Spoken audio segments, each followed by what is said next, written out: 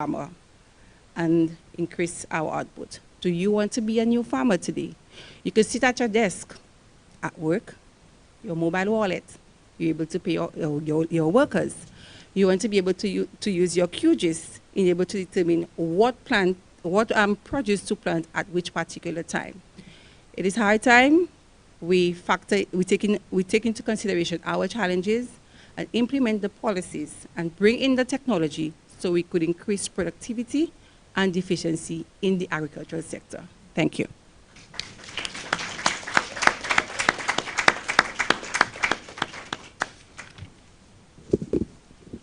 I think I heard some yeses in the audience in terms of being part of the new agricultural paradigm, and one no, but such is life. Just kidding. Thanks again to the presenters, Ms. Petrina Daniel, Mr. Jimmy Mornos, and Ms. Yasmin Alfred. Round of applause again, please.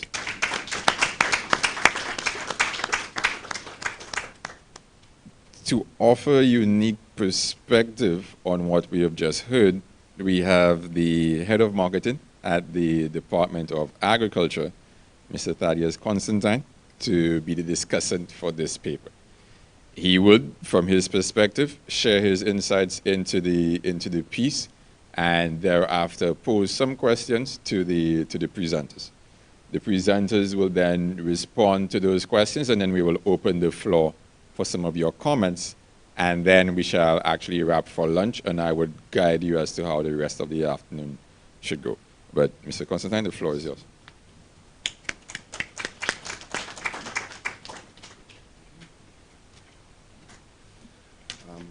So good day. I'm honored to be here.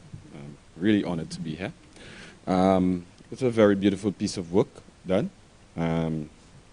Spent a good few hours going through it, and it does capture a lot of what has happened in agriculture over the last few decades. Then a few points that are left out, a few strategies that would be able to move us forward. One of the most significant being our biological resources. We've never explored them, and our biological resources can revolutionize life on this island. Agriculture is moving globally into a more biological, eco-friendly manner, and most of the world has squandered the resources that they have available. And we have professionals coming into our island and pillaging what belongs to us. We have to learn to protect it and learn to use it efficiently. Because if we use it efficiently, it means we could cut the cost of production in agriculture to almost zero. Another looming challenge for agriculture is capital and insurance. These two go hand in hand. Farmers have challenges with accessing capital, fixed capital, and working capital. As the team highlighted, the repayment structure in St. Lucia for farmers is archaic. It needs to be changed. I think these hotels, some of them are actually criminal, the way they treat the farmers. Because you cannot expect somebody to wait 6 months for income on a crop that took 3 months to grow. That's almost a year. A baby would be born in that time. Okay, so I'm happy that the group highlighted that. It's a very important point. One of the things that the group highlighted was the mobile wallet. I would like you to take it to a next step and look at blockchain technology. So at the ministry, we're presently preparing an ARS system, Agricultural Resource Service, and that is a mobile app and website combo. I'm surprised they were not informed of that development. Or should I come and check me? Because I had that part. And it is supposed to revolutionize the way we interact with our farming community. So no longer would a farmer have to try to call me at all hours of the night on my mobile phone to try to get advice on what he has to do in the morning. He would just have to log in and put in his requests, and all of us at the ministry would see and would be able to interact with the farmer. Another important part of that ARS system is that they're going to have a mobile market, where a farmer now would be able to put his produce online and get it sold online. Now, tying in with that ARS that we're building, there are a number of advancements that are happening locally. We have a brilliant set of young St. Lucians, and some of them are stepping up to the plate. So we have a young man, Mr. Christian Wayne, who's developed Fresh Trade Caribbean, which is an online market and it's throughout the region, where you could go in as a purchaser and buy and set up contracts with farmers, and you could go in as a producer and sell and set up the contracts. There is no middleman. And this is a very important step because the middlemen have been stifling the farmers.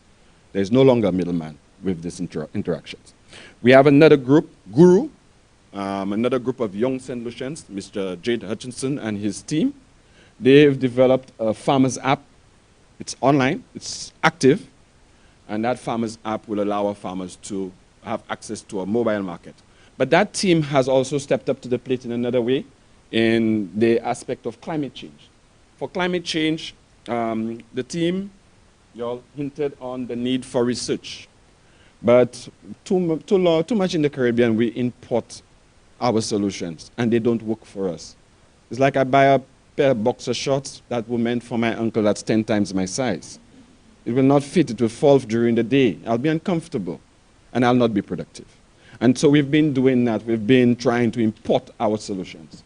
We need to look at our research. We need to improve the technology and make the technology real. It has to be tangible to the farmer. It cannot be that you're telling me to improve by introducing a maize variety that the market will not accept. You need to give me the technology that I need now to produce the maize that I presently produce, but produce it in the best possible way with the changing climate. And so we need more research and development, and we need that research to actually to go into action, to go into use. So like I was telling you about Jade. So Jade and his team, one of the projects that they have now is a smart greenhouse project. We have a few smart greenhouses around the island, and they're one of the pioneers in that field. They've been able to put sensors into the greenhouses and test out that technology, because it's a technology that's taking place globally, but it has not been tested here like it should. And so Jade and them are doing the same. We have another group of young men that are doing the same with bees, and they've been putting sensors in the hives. So now they could know how much honey is in the hive without interfering with the bees.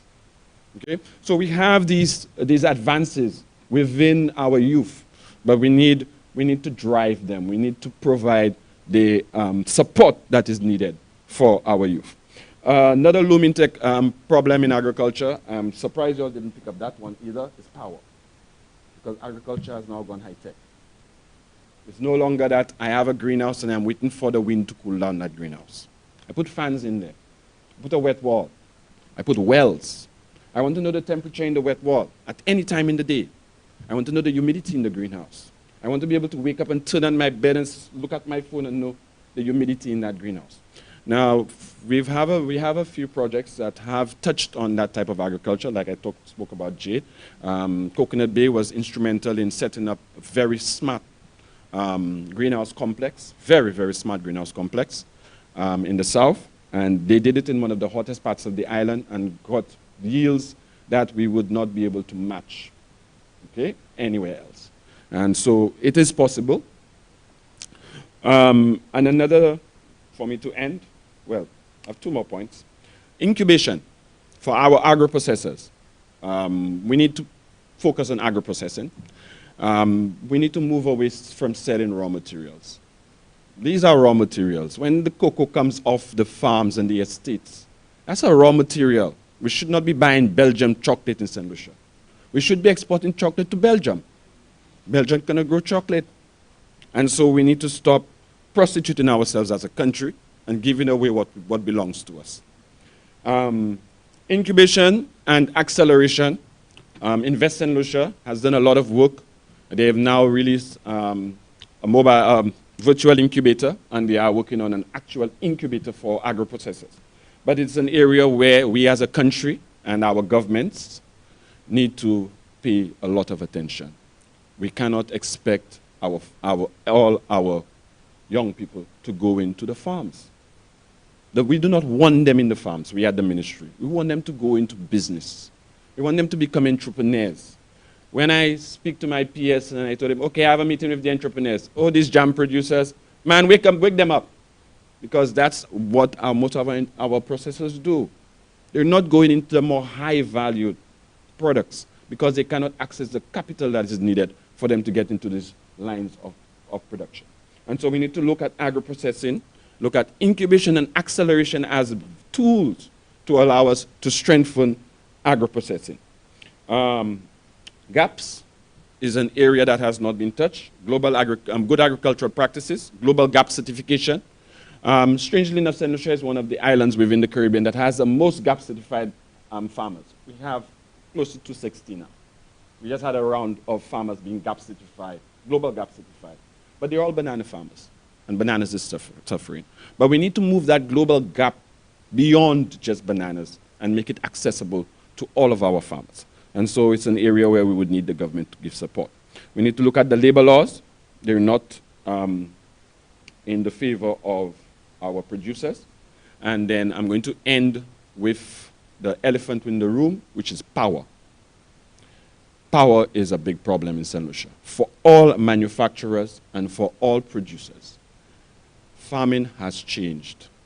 We want to be able to turn on the bed and look at the phone and say, okay, I need to turn on the sprinklers now. But that needs power. Okay? When you look at our cost of production, power eats into it. And we cannot compete. We cannot compete. We may have the cheapest labor, we might have the most efficient workforce, the smartest people, but power is a big problem for us in agriculture. We've been trying to look at it, but the way our laws are written, they are written in such a manner that they cannot be changed in the short term. And it limits productivity on the island, not only for agriculture, for every sector. And so we need to pay attention to the power laws. If we revolutionize the way we generate, consume, and pay for power, we would revolutionize the way we live in St. Lucia. So with that, I must say, I'm very impressed. I don't have any questions. I only had these comments, because I didn't come here to tear all apart. I came to support. Okay, so thank you very much.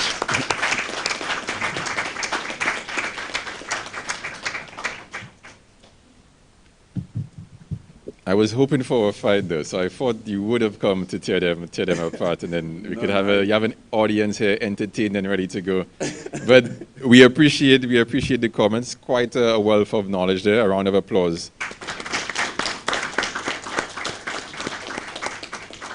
You've finished file sheets of notes on each of the tables. Ask them questions. Right. So you have a resource, Petriana, in agriculture, and definitely a brain to pick going forward for sure. I'll allow you a few minutes to just respond to some of the issues that were put on the table. Not questions per se, but just your perspectives on what was said. And then we already have one or two questions from the Zoom audience. I would entertain those in a minute. But any remarks to what was said? I'm not sure if the Zoom audience hears you well. Okay, you fixed it? Okay.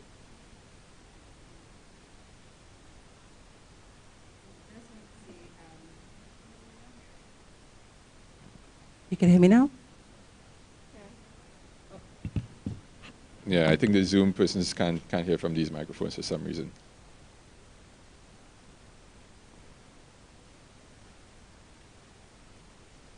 Just want to say thank you, Mr. Constantine. Thank you, the audience. I just want to add one more thing. Yes, we have the marketing issues, but I think we have an issue with transport as well. We saw that only one boat goes to St. Kitts every week.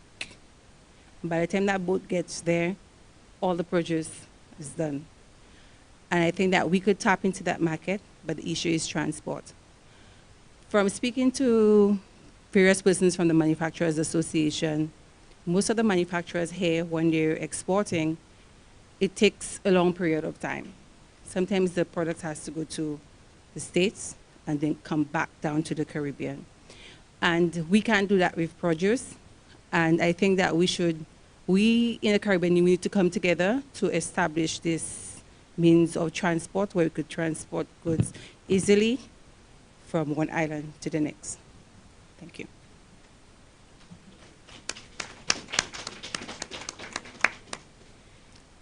Just a question to the presenters. Someone asks, what is the potential for transferring some of our nice and step workers into the agricultural sector and treating with the labor market issues there? Any comments, both to yourself, and I'll probably allow Mr. Constantine to comment on that as well. There was this program, the Family Support.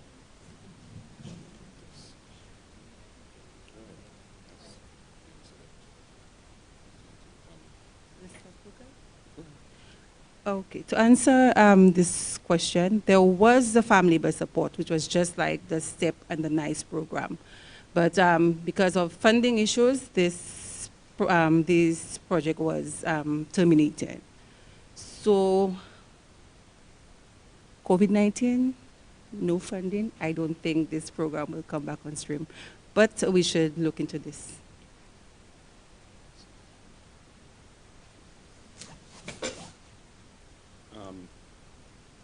So I am actually, I was a supporter of that program because I saw it as a mentorship program. Our learning curves are very steep in science. And agriculture is science, and we employ every science in agriculture. A lot of people look at agronomists and agricultural professionals are people that you work with mud and cutlass and things. We are scientists. Agriculture employs every science. And so when you ask a young person to go into agriculture with no mentorship, it's a challenge. And so that program was a program along with the YEP program that would prepare our next generation of farmers, our next generation of professional farmers. And so it is something that we need to look at again, because we need to look at mentorship programs. We need to look at how we transfer the knowledge from the older ones to the younger ones. When I grew up, my grandfather was a carpenter, and he always had an apprentice. And he would be ready to pay the apprentice, but they would send the apprentice for free, because he was a super carpenter. He was one of the best, you know. And I saw that apprenticeship, how that worked, how you move information from the older generation to the younger, and allow the younger generation to take it to that next level. So we need more of these programs, and we need to look at how we encourage mentorship so we could get our young boys off the streets.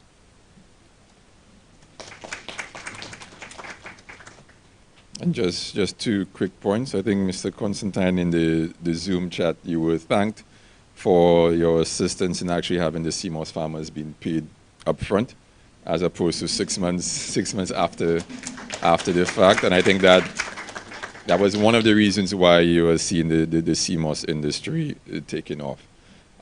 There are also issues with like the pricing of produce and what have you. But I'll allow the in-studio audience to ask any questions that they may have. You have 2 wonderful resource groups right here. Any questions at this point in time? Yes, no?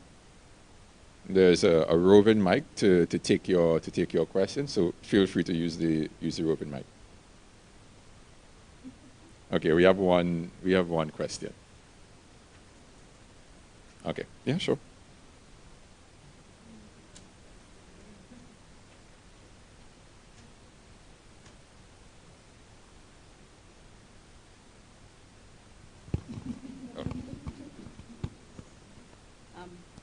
Well, just a comment. Your presentation was very good, I found. But do you think also it's the mindset as well of St. Lucians in terms of the use of technology and also educating people as well? Yes, and I think that ties neatly into the previous presentation about the credit and stuff, the capital side of things. So I think there can be a little research on that part, where farmers don't get the capital so they can, do more. So I think that would be a good research idea. You're welcome. All right. Thank you very much. And hopefully the Zoom audience can hear me as well. If you cannot, well, you won't even know if I'm saying something. But okay, if Tavina can hear, then the Zoom audience can hear. Any other questions or comments?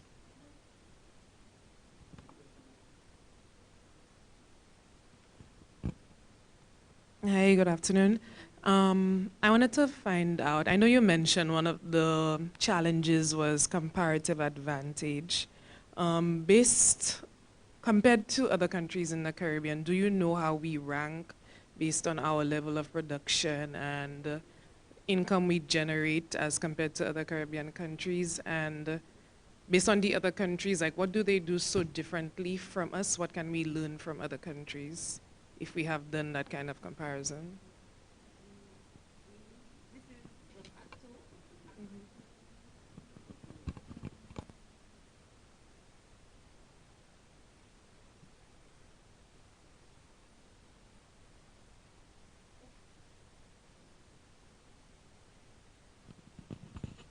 Thank you for your question. This is actually the part two of our paper. However, we do not have comparative advantage that we're producing or need imported. And there are several of the Caribbean islands who do not have that comparative advantage as well. And this is primarily because of the increasing cost of production. So,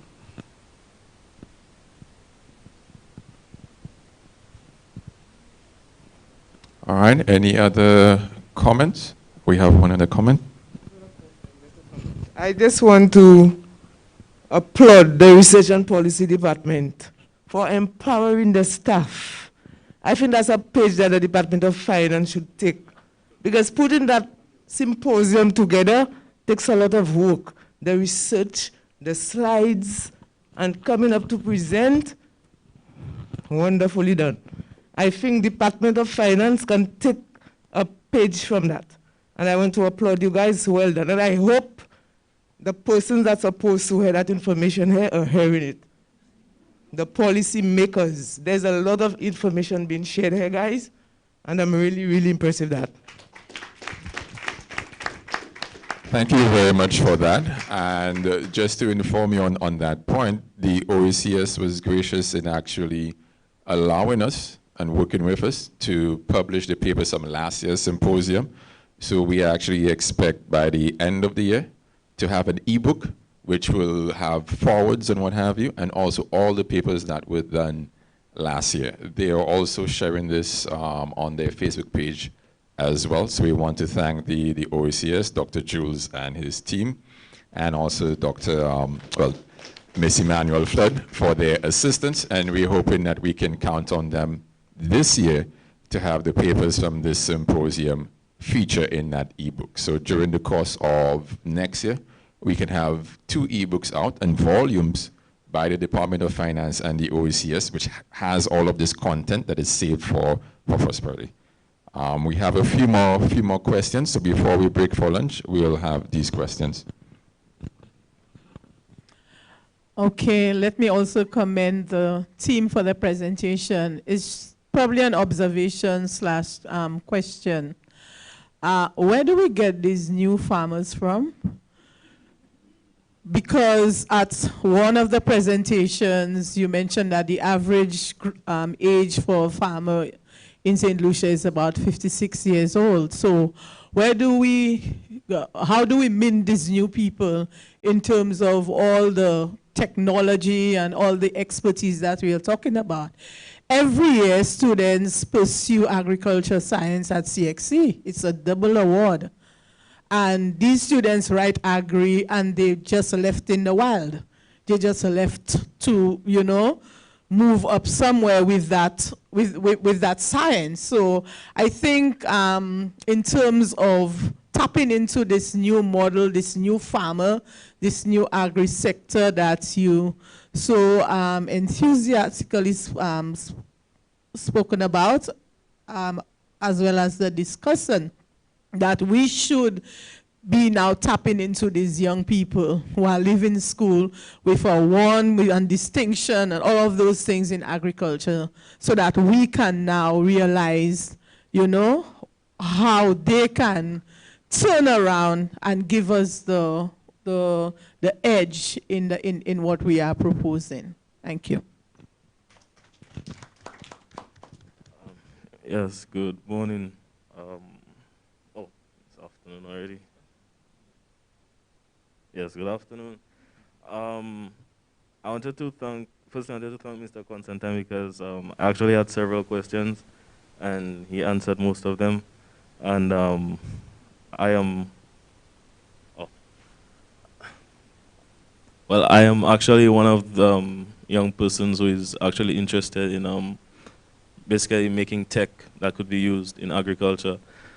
I'm actually, well, trying to, basically I'm doing my master's at the same time, so I'm a bit busy, but when I get breaks, I'm actually trying to work on basically the sprinkler idea that you had.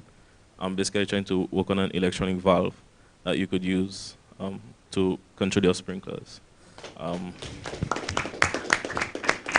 But basically, my family has roots in farming. My father's a farmer. He has an estate down on his family's land in Choiseul. Basically, one of the issues that farmers face is, of course, getting a market. Now, Mr. Constantine mentioned that they currently have this software, I believe, on app where the farmers could put their produce online. However, have you guys researched maybe a quota-based system? So instead of the farmer just posting and saying, hey, I have some cucumbers for sale, is there maybe some sort of forecasting that could be done and say, we will need, for example, 1,000 tons of cucumbers. So each farmer would basically allocate a certain proportion of that to their farm. So they could say, I could produce 10 tons or 1 ton. And based on that, we wouldn't get as much saturation. Is a program like that currently in place or not? Thank you. Okay. All right, thank you very much for that. A very good question. We do our production scheduling presently manually. Well, I do most of it because we do it at the marketing office because we have the data. We use the data sets that we have presently available to do it. But because of my limitations with staff and it's not an easy process. It tends to be very tedious and very technical. Because of these challenges, we've only had it done for this year for the 7 main crops, the 8 main crops that we're focused on one of the ICDF, Taiwan ICDF projects. With the ARS system that we are proposing, that we are developing now, that would become, it would be an automatic activity.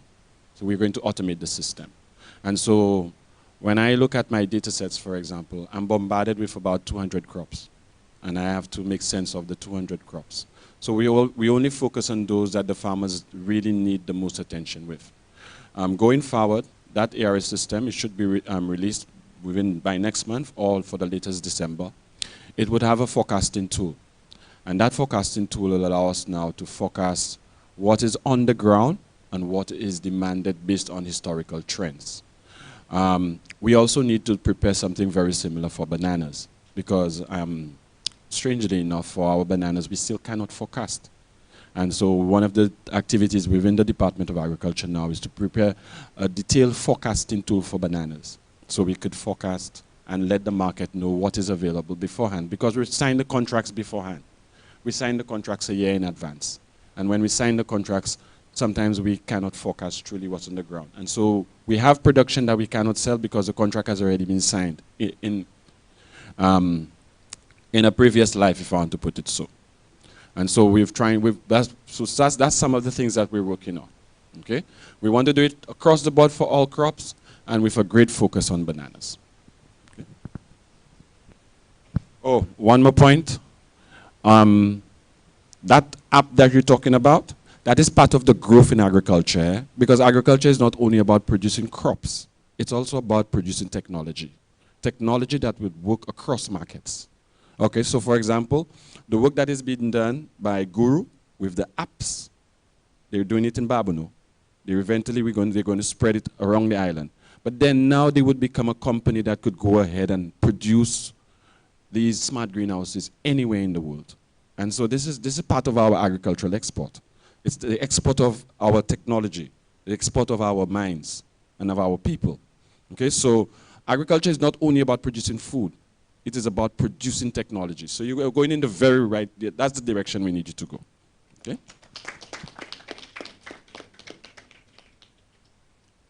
Thanks for those comments. Before I allow the team to respond, we also had two questions with respect to the curriculum.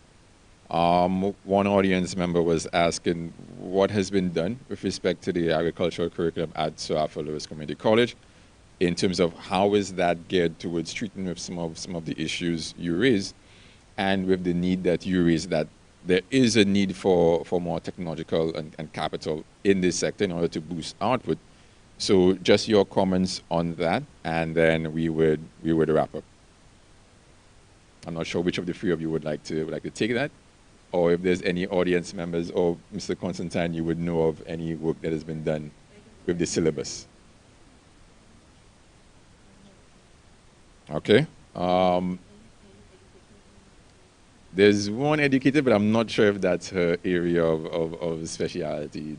Dr. Lashley, you want to speak to that?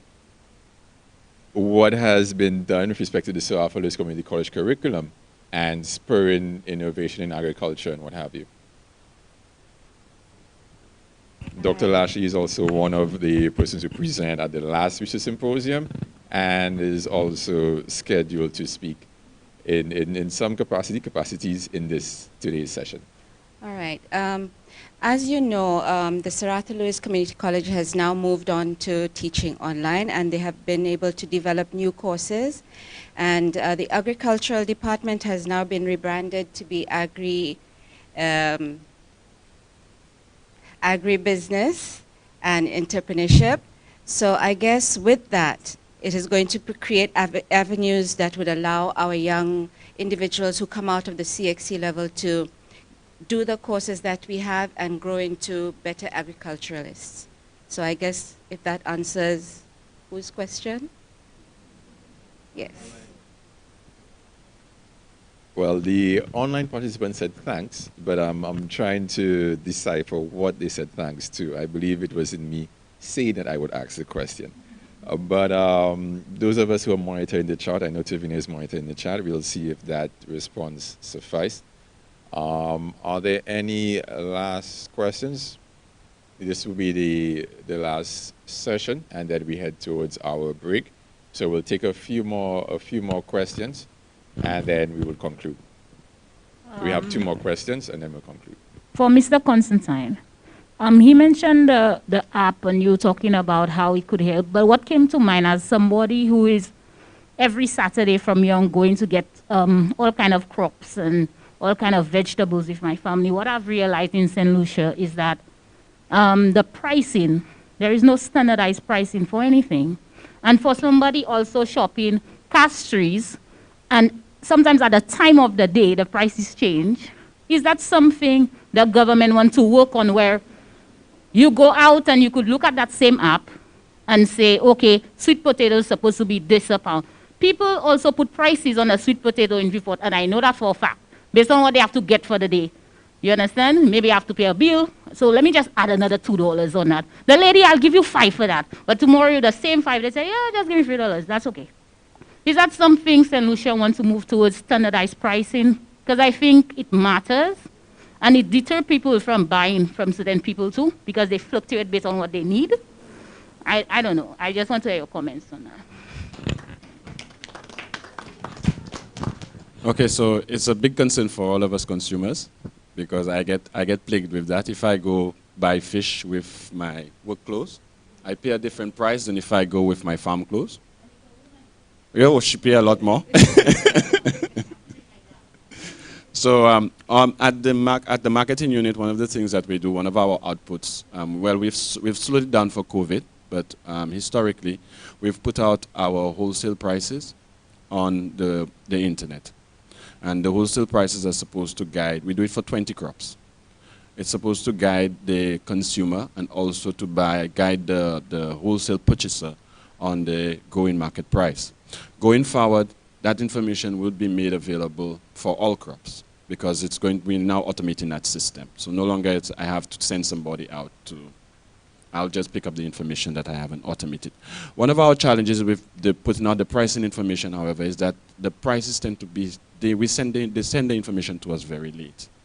And so we get the information from the supermarkets, but by the time that gets to us, you would have already bought what you had to buy.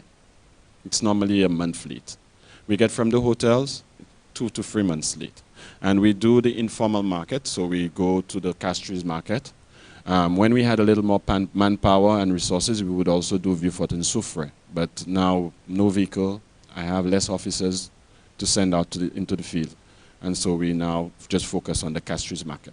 But the standardizing of prices is something that has to happen within the island.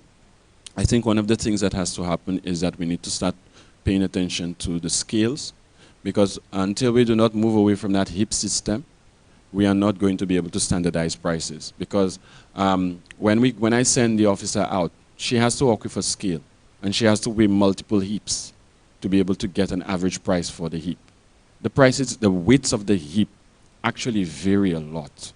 So sometimes you'd get somebody paying $5 for 5 pounds, as somebody paying $5 for 3 pounds of the same produce. And the vendors would be side by side. So we have a number of issues in the market, in our market, that we need to pay attention to, and we are trying to address them. One of our biggest challenges is lack of capital. So for example, one of the things I would love to see is that they put scales like they do in Trinidad, in Namdeco, where they have scales and you come in with your produce, you weigh it, you wash it, you process it, and you go ahead and sell it. And you sell it by weight, because a scale is provided for you that when the consumer comes, they put the produce on the scale, you pay for what for the weight. But for us now, the Ministry of Agriculture, we have the challenge of funds, because to put in a system like that would be very costly. And I was hoping that it was something that would have been considered in the redevelopment of the market, but we had very little role to play in that. So we couldn't ask for the improvement of the technology within the market. And so hopefully going forward as a nation, your concern is the concern of every householder, is something we will pay attention to. Thank you. We have one more comment from the audience. Okay, just a quick question for Mr. Constantine. Is there any existing and active mentorship programs for young farmers right now? Okay, so we always encourage these. Presently, we have a mentorship program going on with apiculture, with the bees, under 2 different projects. So under the Ionola project, we've been providing some mentorship through our livelihoods component, where we provide mentorship to potential beekeepers. And we also have some work going on with Millflare, where there's some mentorship going on. With COVID, a lot of the other stuff that was geared for execution has slowed down. We've had to scale back on our 7 Crops project, which had a small mentorship component in it. And so we have had our challenges executing some of the projects that have these livelihood components, where we have the mentorship sections. So presently, it's just the 2 with the apiculture and the 7 Crops project.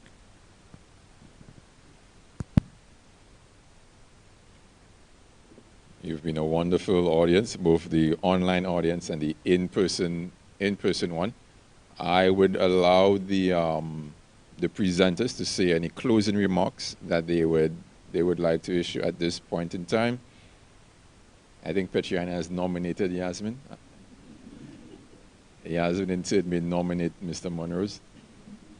Mr. Monrose, I'm not sure who you will nominate. Hello? Yes.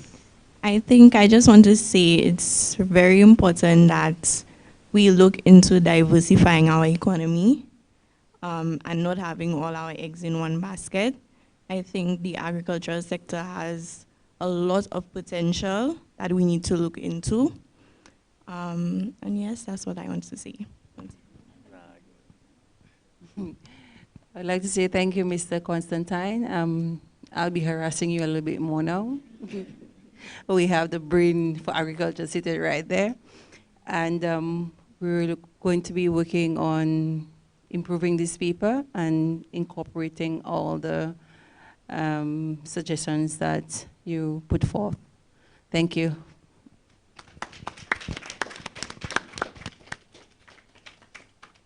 And as I would have mentioned earlier, the intention, as we did last year, is to see to what extent we could tie in all of these papers into one e-publication and then have that e-publication distributed and also feature in some of our policy recommendations as well. This concludes session 1. This is one session out of 3.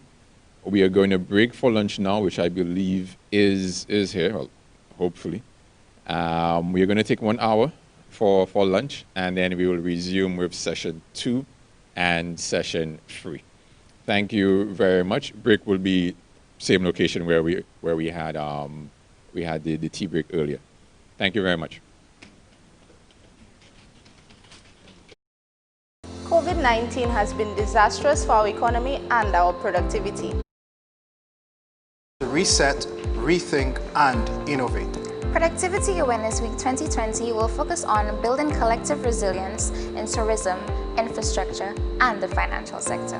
Rethink our approach to the agriculture, manufacturing, and the health sector. It calls for innovation in education and taking advantage of opportunities in the digital economy. Telework for greater resilience and productivity. Join the discussions during Productivity Awareness Week from October 12th to the 16th. Under the theme, Building Resilience Through Collective Action. Reset, rethink, innovate. Join the discussions live on Facebook at St. Lucia, NCPC, the National Competitiveness and Productivity Council, embracing excellence.